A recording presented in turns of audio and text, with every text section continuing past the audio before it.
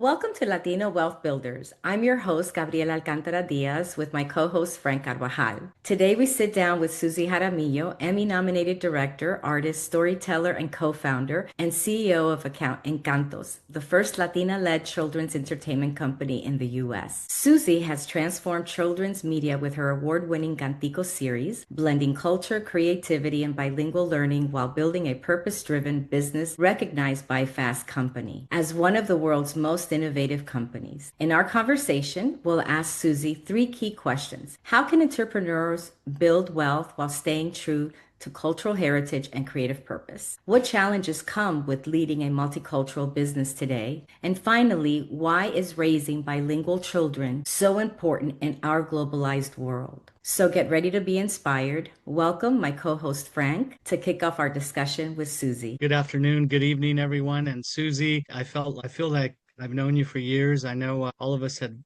met through LinkedIn, and it's a great platform. And I've been following your great work. I've been following the fact that you're tied to many of our mutual friends, and one who I consider a padrino in Sol Trujillo. He is Rainmaker. He's a person that makes things happen. But it's about you and how you have elevated our community in terms of early education. What are some of the things that inspired you? Not only the innovative part, but the authenticity that is tied in together for our community, especially when we think of bilingual and we think of myself being a first Spanish speaker.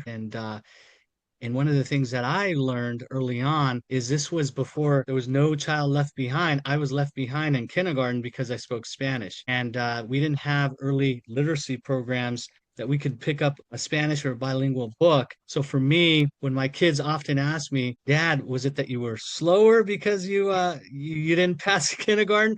Or what happened? I said, no, those were the political times and the climate that we were in back in the early 70s when I was in kindergarten, in 1974 to be exact. So what inspired you? Before I start, I have to thank Gabriela and yourself for inviting me to be on this podcast because it's really lovely to sit down with two passionate, experienced folks like yourself who really kind of get it at sort of the mission-centered purpose of the work, the value that we're bringing to our guests, and also just sort of like the need in the market and the need in our country, especially at this moment. So I am a product of one of those families where my mom was American and spoke Spanish with a thick American accent. My dad was Venezuelan and didn't even speak English, didn't feel like he had to learn English, right? And so I've always existed in this bilingual world. And when I moved to Venezuela, so I was a kid who experienced going to school and not speaking the language that was Spanish. And then I also had the experience of coming back to the United States and going to school and being that kid who spoke both, who could help the other Latin kids coming in. And then as a mom, I felt that pressure to raise bilingual kids so that they could speak to their grandparents, speak to my in-laws, be close to their cousins. And so forget all the brain benefits that are super, super important and absolutely worth noting. The cultural ties that language serves, right? The way language brings us together and allows us to sort of like draw strength from our family and from our comunidad. All of that is at the core of what Canticos kind of brings to families. And when I decided to start this company, so I'm one of those hybrid artists, entrepreneurs, right? I went to art school, drawing and painting, all of that good stuff. And when I graduated, I realized that I wanted to control my destiny and I wanted to get to know how creativity played out in a business atmosphere. Like what business value were you solving with creativity? Because if you crack that, right, then you can kind of control your destiny as an artist. And no one teaches you that in college, certainly not in art school. And I don't know that they teach it elsewhere. And so that idea of the value of creativity, the business value of creativity in terms of what it does for at an enterprise level for business, I wanted to figure that out. And I built an advertising agency and I realized in this world where you would use creative and cultural storytelling to build brand and solve a business challenge, I realized, wow, the Latino market is driving all of the growth for all of my clients, from automotive to consumer products to retail, especially retail. And when it came to Latino families, especially families that would have different levels of Spanish dominance within them, the media landscape really wasn't reflective of the experience of these families, especially in children's media. Meanwhile, children's media is such a behemoth, especially in business. And you think of like what Nickelodeon does for Paramount, Princesses or Star Wars do for Disney, right? The fact that Dora the Explorer, the first series ever starring a little Latina girl, is like a $30 billion brand, right? Like this idea of children's media, it's meaningful not only to the lives of families,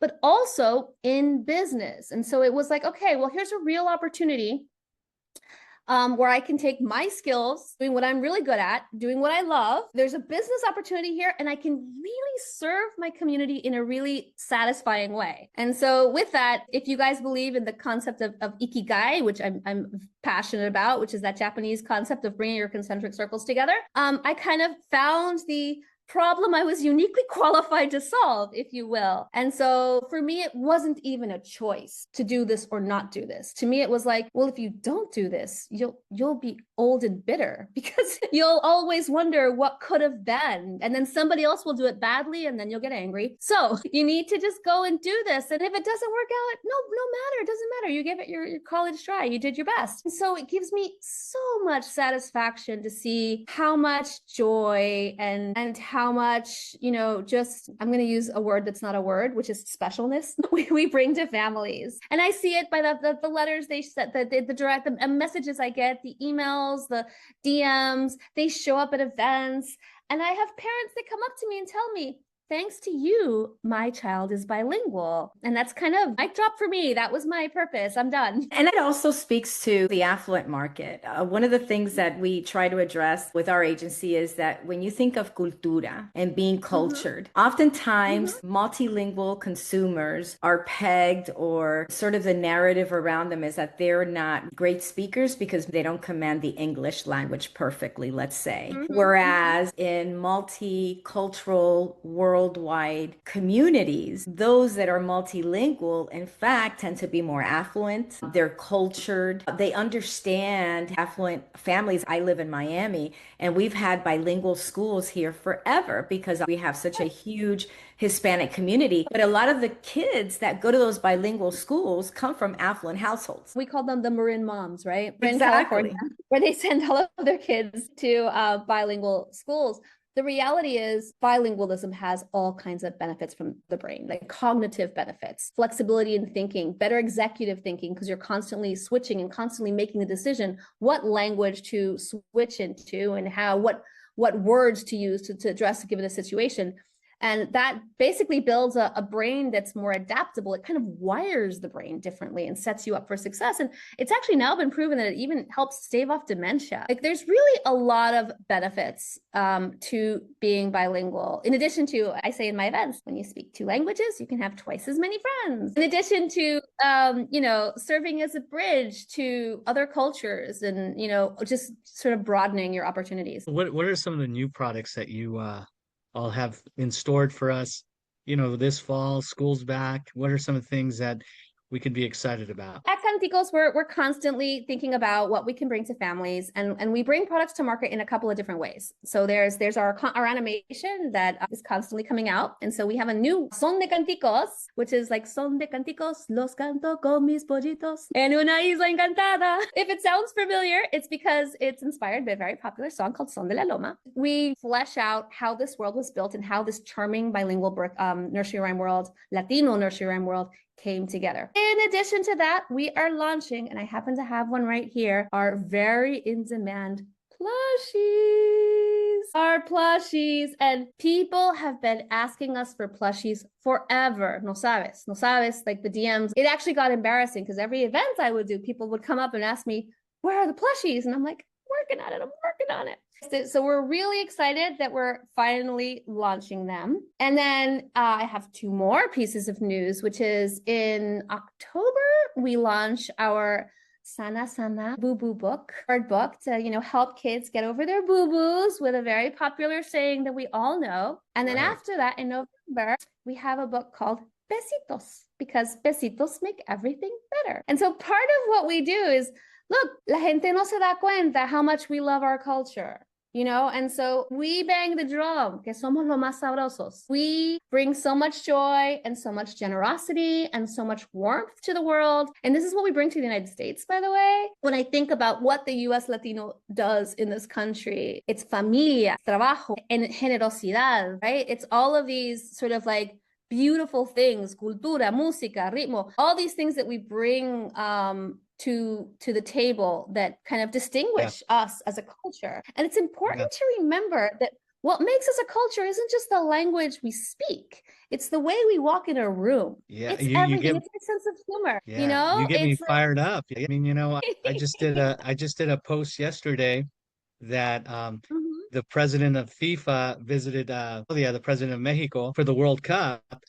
Mexico has the opening match, and two most memorable finals was in 1970 in Mexico City, Estadio Azteca, and 1986 with Maradona. And I've been to a few World Cups, and I remember going to Germany in 2000, and they said the people in Mexico, or just Latin America in general, are so welcoming that every World Cup should be hosted by a Latin American country. And I'm being biased, but I wish the final was in Mexico City instead of New York City. You're in New York City, but it's the people. It's the people. It's the people, exactly. And it's our people. It's our people that are going to come. Exactly. I was talking to one of my investors, a non-Latino investor, very, very nice white gentleman who had spent COVID in Costa Rica with his little kids. And his young daughter was there too. And I was like, oh, what did you think of Costa Rica? And she's like, I really like the people. And I was like, Latinos. That's not just Costa Rica. That's Latinos. We have them in the United States too. Exactly. There's a collectiveness. There was a study that I read not long ago that talks about how Hispanics in such a short period of time successfully have upward mobility. And a lot of it has to do with the foundational support of family.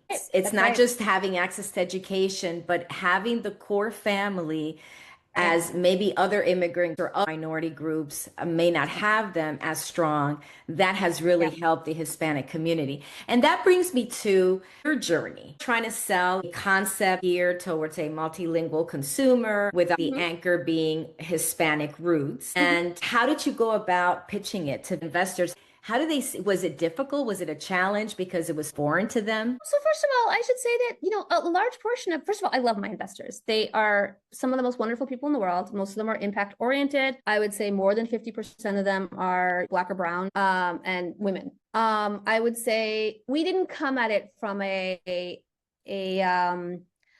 sort of a philanthropic place. We came at it from these people are driving all of the business growth. If you look at the baby category in the United States, 80% of the baby category is driven by the Hispanic market spending. And if you look at population growth in the United States, 71% of the population growth in 2023 came from Latino births in this country. And you look at consumer spending on how we spend, we consistently over-index in our spending, right? For our size of the market and our size of the population. I would say that and 'tis known, as they say, like McDonald's knows this, Walmart knows this, Target knows this, like everybody knows this, which is why I think there's a lot of conflict right now with like mandates coming from the administration and business mandates grow your business, right? Because the reality is when you invest in the Hispanic customer, your business grows. Ask Pepsi. Ask McDonald's, right? Ask Walmart. They've been doing it for a real long time. These are the best in class folks. Exactly. And so the reality is every savvy marketer knows that the Hispanic market, the Hispanic customer spends because it's cultural for us.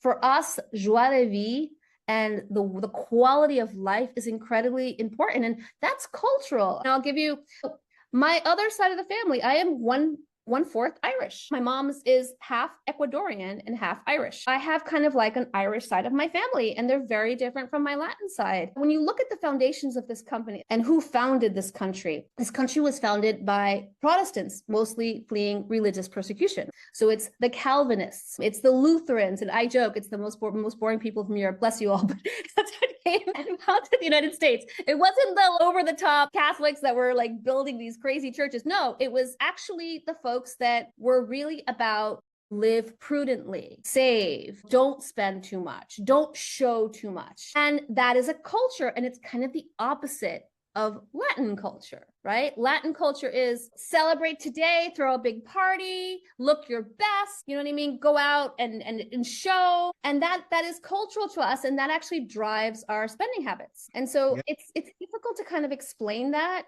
but our spending and the way we live and the way we, go shopping as a family and, love to decorate our homes and love like fancy cars and buy lots of makeup and we buy lots of clothing, that is completely built into our culture. It's the well-being, right? Yeah, Frank, go ahead. No, and I was just going to add that I would deposit the money of our investment to Canticos versus quinceañeras. Just for example, I say quinceañeras because for me personally, I have 3 daughters and not one had a quinceañera. And it's not because we couldn't afford it. It's because we wanted to save. And we asked our daughters towards college and towards the funds of investment that, I guess, going back to your point of living prudently, there are some ways in our culture that we do have to look at conservative viewpoints. And so that's 100%, Frank. I could not agree with you more. And can I tell you that those traditional values are what make this country work. A lot of those traditional Calvinist Protestant values gave us highways, beautiful highways, gave us a political system that until now has been elections you can trust and works pretty well. And, a lot of it gave us an economy that you took for granted that it would work with a thriving middle class. So I don't knock any of that. I think all of that was really, really wonderful. It's just, and actually, I think the perfect mix is both. I think the perfect mix, that's why the United States is the perfect mix is both. It's knowing how to save and being prudent, but then also knowing how to live. And acculturation, when they're exposed to other environments, you take on the things that you like and don't, depending if you're the majority of that group or if you're the minority. And I think that with the next generation, to your point, the US born continue to care about the well-being of the family. They're also becoming more individualistic and want to make sure they're able to enjoy life a little better, prepare for the future and their family. And I think the beauty of your product is that raising bilingual or multilingual children in a globalized society is that a lot of these young Hispanic or multicultural, right, racially diverse parents, basically, they are using your product intentionally. It brings in the cultural. I have a granddaughter, and you and I have talked about this. She's 2.5. Actually, yesterday, she sang 6 songs, and she was out of breath. She loves music like her mother. The cultural connection is there, but you're elevating the experience to also bring in the intellectual benefits that go over and above the cultural benefit. And let me be clear. What I said earlier was more to bolster the business case of why it was worth investing in this market, because this market spends. And ultimately, most corporate entities are looking for guests and for customers that will spend. And so it's not a small market. It's not a market that, will hold back. It's one that will give you 10 times your return on investment. And when it comes to Canticos, our mantra, if you will, is to really strengthen Latino families. And we actually, we are very aligned with the value of education and making sure that your kids are well prepared and making sure that they go into kindergarten, as we like to say, bilingual in 2 languages, so they can be their best selves and that they're rooted and that they're centered and strong. We fully support, that idea of, being centered and rooted in who you are and not needing to carry any other, what behaviors or misconceptions of what it is to be Latino, right? That's not about that. It's about learn to be your best selves, be rooted in who you are, dominate 2 languages fluently. How could folks find your product and get a hold of you? Before we finish our nice podcast here, we'd like to see how we could support, the listeners listening in to lead them to you. Well, thank you so much. So first of all, I'm gonna do a little plug and say that our content is multiple award winning. You'll enjoy it. Our books are reversible. They're interactive. We have sound books. And you can find it all on canticosworld.com. And you can find puzzles and plushies and all sorts of great stuff. But please check out our YouTube channel. We are artists who make our music. We have some Grammys in there. So we're making music that's really fun for adults too. Follow us. You can always find us at Canticos World, whether it's, TikTok or Meta, Instagram, Facebook, but we're about community. We do events, and a lot of them do feature me, even though we're looking to scale and do events that are like sort of puppet sort of experiences that, go off on their own. But we'll be doing events with Northgate in California. And then we have a whole series here in New York and Miami. So we're constantly bringing the live Canticos experience for families so that they can also come and join us in a live kind of way too. And I forgot to mention something really important, which is our subscription app. So if you go to our website, you'll see that there's a section that says app. And so with our app, you can take Canticos on the go, so that when you're in that restaurant and you want to have a conversation with your husband, put the kid on Canticos app and they will learn and play in whatever target language of your choice. If you are Spanish dominant and you want them to speak Spanish, you can do that. Or if you want them to practice their English, you could do that as well. Yeah, it's a wonderful tool. I mean, I use it and with my granddaughter, and it's interesting because the millennials that are parents, Hispanic young millennials, they are professionals and they are very emphatic of having their children start with Spanish first in the household. And a lot of them will say they'll be able to learn English, which they will, obviously, even in the household, but for them, it's important to have the language. And the beauty with a lot of businesses like yours is you're creating an ecosystem, creating wealth for other partners, right? So when you think, like you said, songwriters, if they're artists, you're able to create that ecosystem and pass it along to them. Also, our book partners, so we partner with a lot of like Latino bookstores. So I'm going to do some plugs of some of our friends. There's Mija Books over in LA. There's LA Libreria, which I'm sure Frank, you might have heard of. And then in Chicago, there's Los Amigos Books. In Miami, there's Books and Books, right? There's all of these books that like specialize in finding, Latino books and bringing them to families. And so they have a tough time finding, books to really serve this audience. So we're happy to partner with them and plug them and help them with their businesses as well. Also, like the Northgates are partners. And we just started this relationship with them. Northgate serves Latinos families. Like it's the best grocery store in the world, as far as I'm concerned. And we're rolling out Canticos products with them too. So that's exciting. So service to the community so that they can raise children to be their best, most authentic selves. That is what we are about. So if we want to end, as we come close to this session, what would you like to leave the audience with?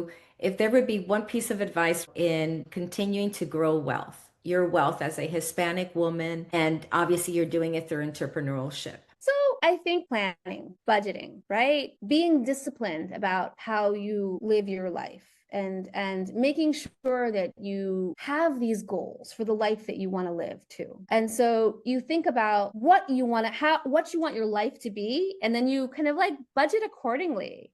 And for me, I do like to travel. So I put a small little budget for my travel, right? And then there's something else that's for retirement, and there's something else that's emergency funds, and there's something else for college funds. So it's all about being realistic that if you don't plan and you don't make a budget, then you can't work the plan and you can't meet your goals. So just be honest to yourself about what you need to accomplish in order to meet your goals, and then go work that plan. That's great. Last question. What are some of your favorite children's books that you have come across in your life? Oh, that's a hard one. That's like asking me what my favorite food is. Yeah, the reason I ask is because, typically with our age range, I know you're younger than Gabriela and I, but many people always say Dr. Seuss, right? And that whole thing that happened. Exactly. Even though I grew up on him. Even though I grew up on him. The point that you're changing the game, and I think it's important to understand how Gabriela's question about wealth building and understanding the literacy part and the confidence that goes with reading. So that's why it is a difficult question, but so here's what I'm going to say. First of all, I'm going to plug my books because I really think that we changed the game when we made reversible books that you could read in English and in Spanish, one language at a time.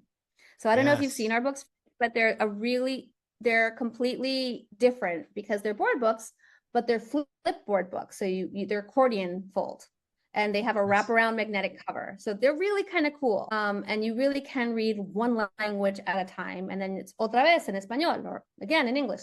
And they're easy if you don't speak Spanish, because everything's in English too. And if you don't speak English, the same thing. Now, separately from that, I'm going to plug Judy Morales. She is a Mexican illustrator and writer, and I am a huge fan of everything she does in the book world. I think she's just a fabulous illustrator. And then there's Luz Mack, who's doing beautiful things in the book world for children too, in kind of an independent way. Naive Reynoso. She used to be I'm forgetting her brand right now, but Naive Reynoso, check out hers as well. I think she does beautiful books. And so the common thread there, and what's important is, the connection that our future leaders have in terms of Gabriela mentioning she has a granddaughter, and the future leaders that are born a couple of years ago or today going into the future. These are the superstar children illustrators that we need to pay attention to. So I'm glad you mentioned their names. Absolutely. And these stories are fun. Yeah. You know what I mean? There's stories about our shared experiences, and I think kids will really enjoy them. So definitely look for them. He has one that's called Just a Second, and it's a counting book, but it's also about grandma. It sounds kind of dark when I say it, I guess. It's grandma dealing with, a skeleton who's coming to knocking at her door, and she's like, just a second. And she keeps on distracting the skeleton with all this stuff. Well, it's part of the culture, right? I love storytelling. That's amazing. Yeah, it's really, I think, storytelling with books and music, and it just comes full circle. Yeah. I see it with my toddler granddaughter, and then, my mother, when she passed, the last song that we sang together, and she already had some dementia, was a tango, and she knew it by heart. And she sang it. And so music is a very powerful tool, and books. You're doing something great for our community. And it's also la esencia, it's la cultura.